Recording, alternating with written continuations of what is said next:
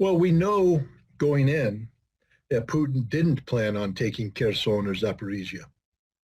He might have expanded Crimea to include the section of Kherson that deals with water, because Ukraine had cut off water from Crimea. So there's an issue of water security. But we know that when the Ukrainians and the Russians met in Istanbul in early April, that the Russians were ready to have a negotiated settlement. They were prepared to do this. And I think Ukraine was prepared as well. A settlement that recognized Crimea, gave independence to Lugansk and Donetsk, but that was it. Everything else would stay with Ukraine. Under instructions from the British, which means under the instructions from the United States and NATO, the Ukrainians withdrew from that negotiation. Now the fighting has gone on. NATO has made a decision to transform the nature of this conflict by becoming a de facto proxy, turning Ukraine into the proxy of NATO. The Ukrainian military today is built in the model of NATO, equipped like NATO, operates like NATO. It's NATO intelligence, NATO communications, NATO logistics. It's a NATO army. And so to deal with this, Russia had to change the game itself. Instead of engaging in a battle with the Ukrainian military or NATO proxy on Ukrainian soil, Russia turned this Ukrainian soil into Mother Russia. It's now part of Russia, which means it has the constitutional protections that all Russia has.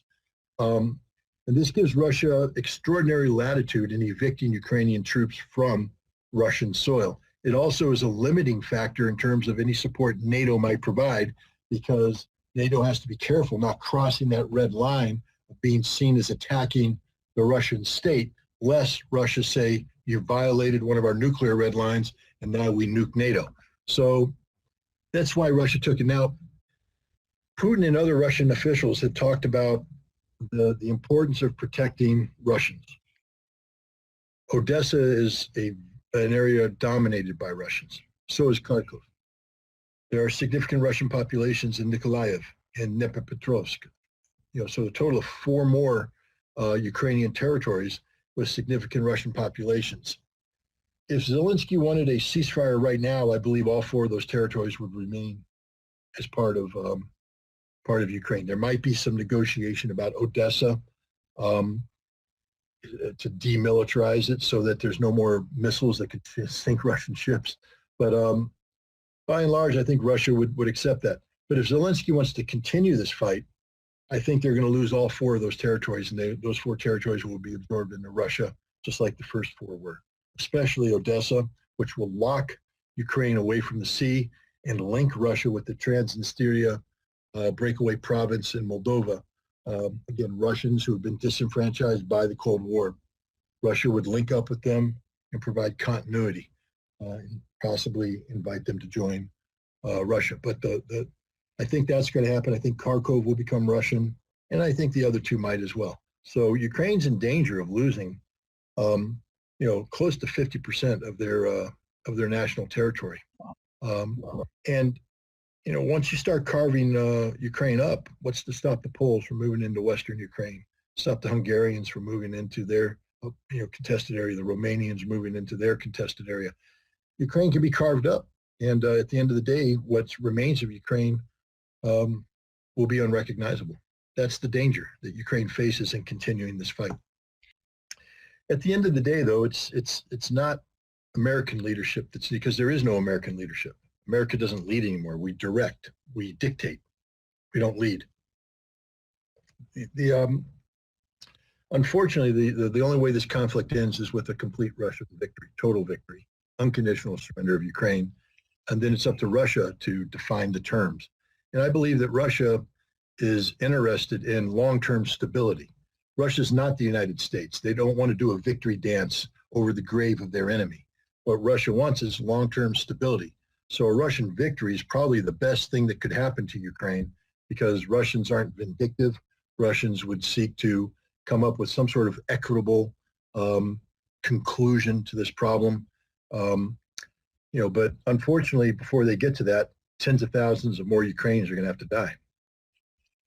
American dominance of the global economic scene. And part of that dominance came from the role of the dollar as the global reserve currency. But, what is Saudi Arabia doing right now? They're doing contracts, oil contracts with China using the Chinese currency. They're executing oil contracts with India using the Indian currency, oil contracts with Russia using the Russian currency. This is just a statement of fact. We see the Iranians doing the same thing. We've seen the world talking about an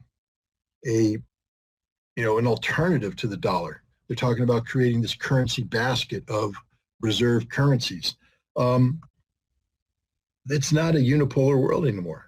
It's a multipolar world. And for the United States, the bad news is, or the worst news, the bad news is it's a multipolar world.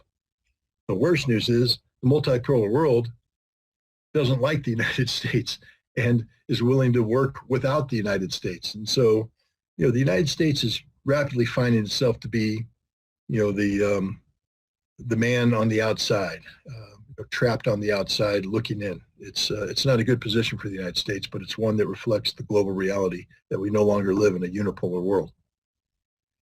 The United States is not a good friend. We're the worst friend imaginable. We will abandon you in a heartbeat when it becomes inconvenient for the United States. Already we're seeing Ukraine becoming inconvenient. We saw the United States throw them under the bus when it came to the assassination of Daria Dugina.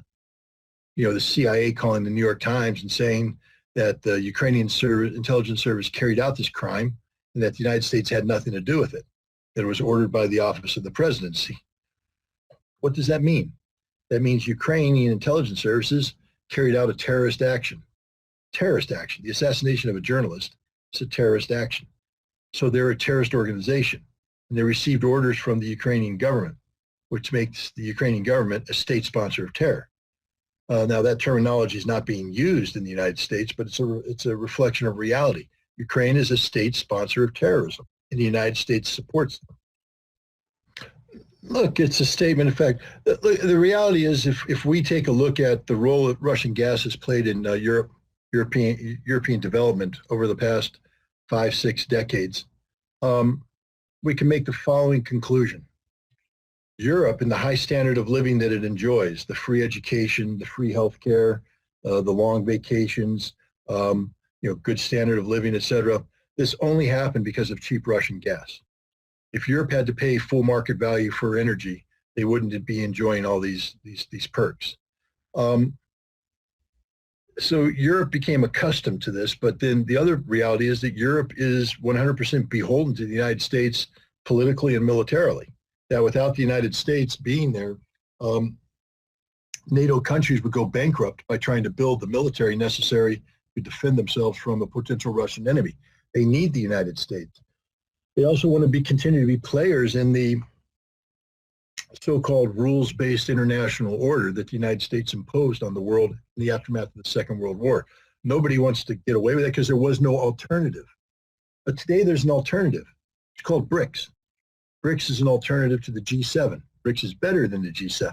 The G7 is no longer the G7. If it's the 7 most developed economies in the world, many of them are dropping out. Germany won't qualify very soon. France won't qualify. England won't qualify. So what's the G4? Well, the European Union won't qualify, so they're out. Come on. It's a joke. BRICS, on the other hand, is doing quite well. The economies are stable and growing. This currency, the petrodollar, they're walking away from the petrodollar of the world. Europe is trapped by its own. It's a sad state of affairs. The only, I guess, light that one can see is the potential that there would be revolutionary change that the situation becomes so bad that the people will rise up, kick out these corrupt political and economic elites and replace them with some sort of political power that cares more about the people than they do about power. If that's the case, then Europe will be able to once again get on its feet. I don't know if they'll ever be able to rebuild to where they were before this, but at least they won't be a third world nation. But they'll have to use Russian gas to make this happen. Whether that gas comes from a rebuilt Nord Stream 2 or it comes from an expanded Turk Stream. Germany is the one who shut down the pipeline. Germany is the one who said that Russia can't flow gas until certain regulatory, procedures are met, but it's a pure smokescreen. Germany was doing the United States bidding and coming up with a legalistic approach to stop it.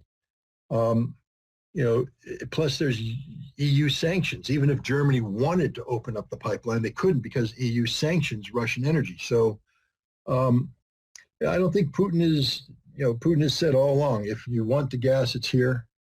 We'll sell it to you for rubles. But no, Germany's not in the position to buy it because they've locked themselves in policy-wise. Right now, the only hope for Europe is Turk Stream.